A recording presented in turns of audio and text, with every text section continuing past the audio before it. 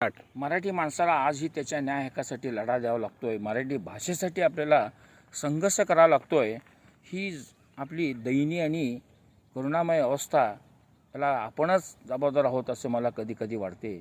बघा, बेकरीवाला अय्यंगार, दूधवाला भैया, किराणावाला मारवाडी, कपडेवाला सिंधी, चिकनवाला उत्तर भारतीय मुसलमान, मासेवाला पंजाबी, मासेवाला बेंगाली मुसलमान, फर्निचरवाला बिहारी मुसलमान, अगदी हॉटेलवाला शेट्टी, इडली डोसावाला अण्णा, बिल्डर मारवाडी गुजराती शहा, शोरूमवाले पंजाबी, स्वीटवाले फरसाणवाले राजस्थानी, अगदी वीज जे आपण वापरतो ते टाटा अदानीचे, जी मराठी सुभाषचंद्र नावाच्या एका सिंधी माणसाची, लोकसत्ता गोयंका शेडचे, लोकमत दर्डा नावाच्या एका मारवाडी व्यक्तीचे, पंचतारांकित हॉटेल जसे ताज हॉटेल, ओबेरा हॉटेल हे अमराठी व्यक्तीचे, अगदी विमान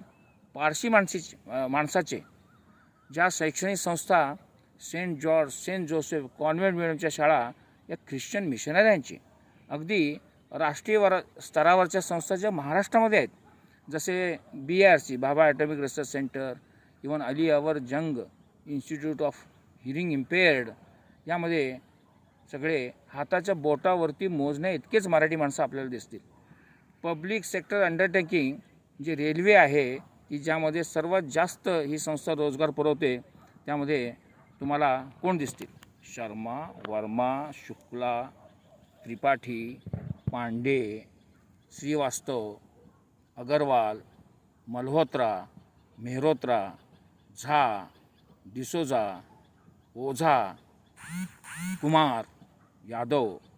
त्यानंतर ज्या दक्षिण भारतामध्ये नावाजलेल्या संस्था आहेत, ISRO, atomic energy commission, Indian space research organisation, या संस्थेमध्ये सुद्धा आपल्याला नायर, अय्यर, अय्यंगार, स्वामीनाथन, व्यंकटरमणन, राधाकृष्णन अशीच माणसं आपल्याला दिसतील।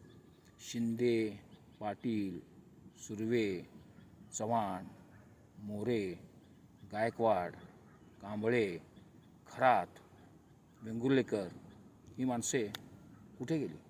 मराठी माणसे अगदी हाताच्या बोटावर मोजण्या इतकेच आपल्याला या काही ठिकाणी दिसतील। यासाठी आपणाला विचार करण्याची वेळ आलेली आहे। थँक्यू।